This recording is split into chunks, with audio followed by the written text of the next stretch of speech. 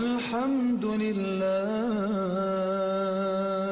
So my name is Jenny Molendyk. I am a Canadian living in Istanbul, Turkey. I converted to Islam in 2006 and I've been living in Istanbul for the last 10 years. So I grew up as a Protestant Christian. My family was quite active within the church. I mean, we went to church every week. Religion was a part of our home. It was certainly a part of our upbringing. Our family, there was family camps, and my parents were a part of family groups and whatnot. I was very, very active within youth groups. When I was a teenager, I became a camp counselor every summer at a youth camp. And then later part of a worship team. So it was a very significant part of my life. Especially within my teenage years. I mean, I was always a very, very happy Christian child, teen, I would say. And then kind of in my university years, so once I graduated high school at 18, I moved away right away. And I went to college and university in a couple different cities.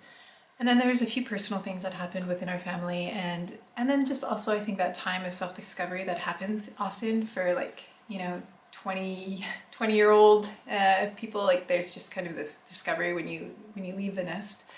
And I started to kind of expand my horizons, so to speak, and move away from Christianity and faith.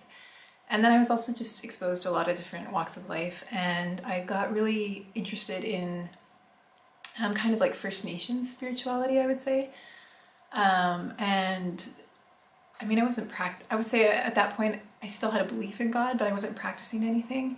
And I was very much in tune with the idea that everything had a spirit, or everything, the idea of Mother Earth, and these kinds of just experimenting with different kind of belief systems.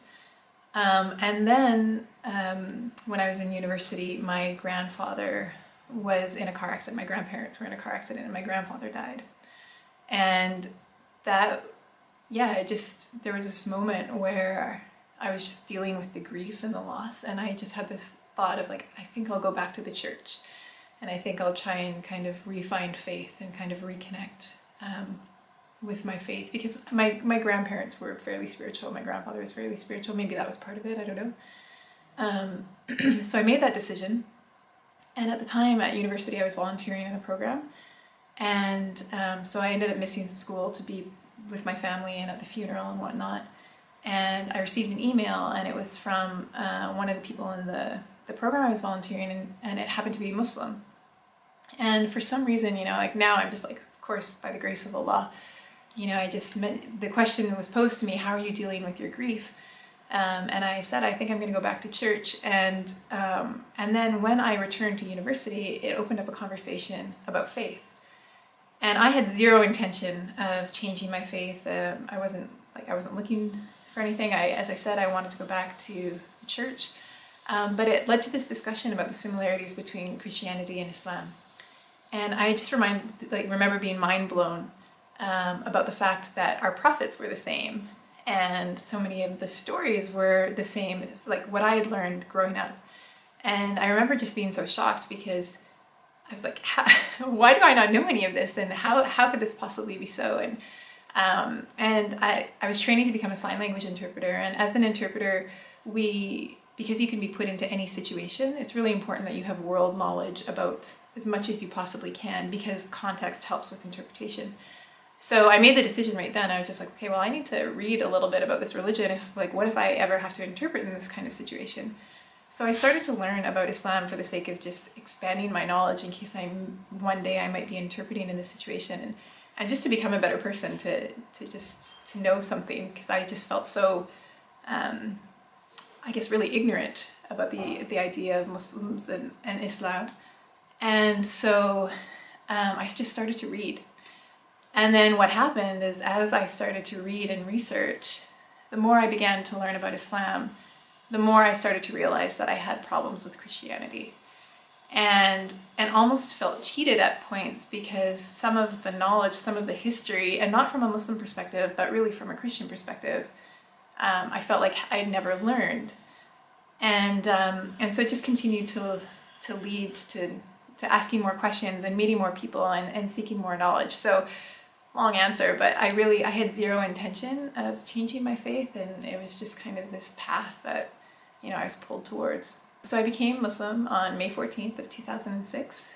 My grandfather was in the car accident in like over the Christmas holidays in the same, well, I guess it would have been end of 2006, end of 2005, beginning of 2006.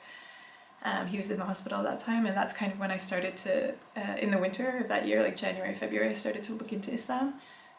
So a few months later, I gave my Shahada, and it was kind of a, you know, as I said, there was this searching process, and I ended up meeting different Muslims along the way, and different like moments of seeking and just breaking down, realizing that like my old faith didn't make sense, and I was searching and realizing there was truth within Islam.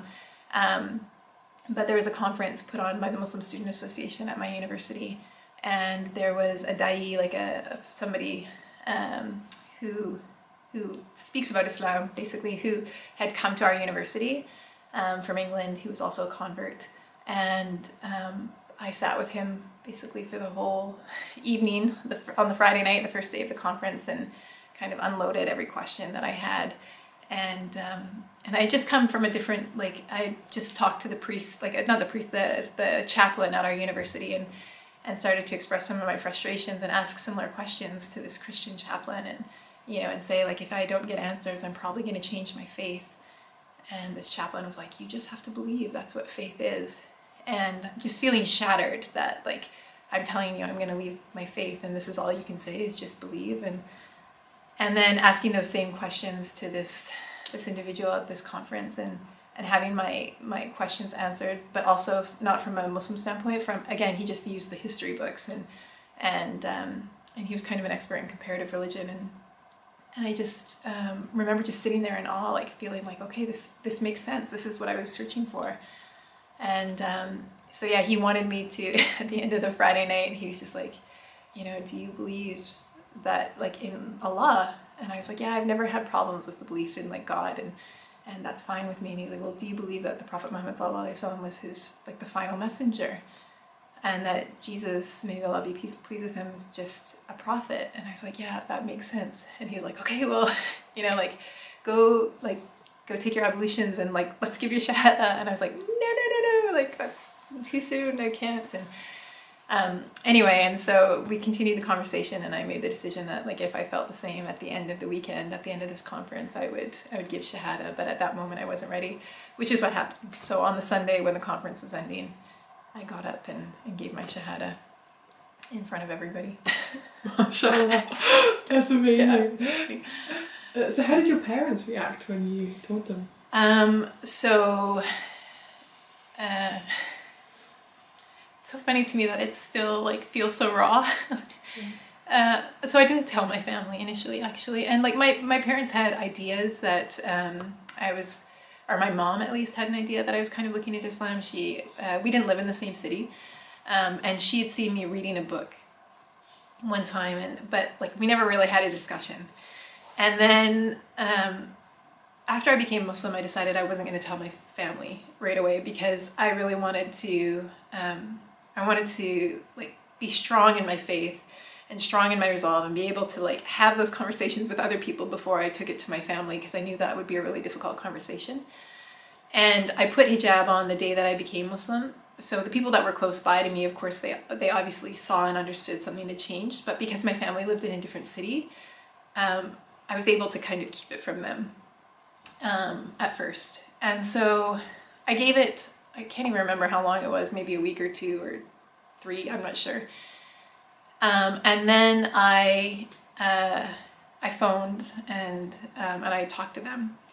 And on the phone, I mean, the conversation went okay. Like, obviously they were surprised and they expressed some concern. My mom, she was fairly open from day one in terms of what her concerns were. She was basically convinced I was going to live out the whole plot of the movie Not Without My Daughter, the Sally Fields movie, where, like, a woman gets moves to a Muslim country and gets locked in a room and never sees their kids. That was my mom's concern.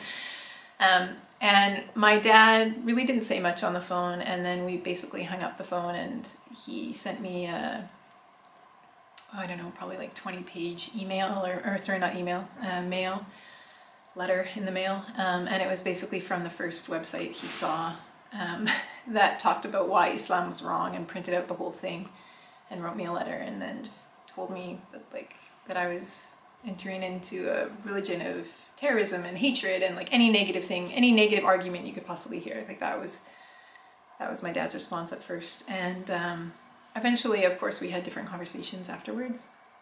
My brother didn't hear from me, actually. There was somebody else who was in the community and heard that I had become Muslim and took it upon themselves to phone my brother. So that was really difficult. But my brother has always been my biggest supporter, and so he was gracious and lovely and supportive of whatever I chose to do, and has always taken that position, and he has always just shown me love. So that was, you know, it could have ended really badly, especially because he didn't hear from me, but it didn't. So anyway, so I'm really always so grateful for him. And then my mom, I mean, my mom has really tried to learn, I think, and to try and support and embrace. It always hasn't been easy, which I totally like respect, and but she's definitely made the effort. With my dad, it took a way longer time. There was many years and many conversations, and times that we didn't see eye to eye, like lots of challenges. But now that it's been almost 15 years, things are much better, and yeah, like I think he sees like it wasn't just a stage, and I'm very happy, and I think probably I hope in some ways he sees that I'm a better daughter. I would really hope that he sees that. So yeah, it's been a process. Like, I mean, I don't think my as far as in terms of different convert stories, I don't think mine is that exceptional, honestly, but it is my story. And I think that one of the things that is really unique about this is that we all have our own journey, and we all find our own way. And it just goes to show that this is a way for every person, right? Everybody has their different path, and Allah is waiting. And yeah, and I just think that you know, it just takes that first step. So anyway, I hope it's been enjoyable or interesting. As I said, I don't think it's that exciting, but this is my story, and thank you all for watching. So. الحمد لله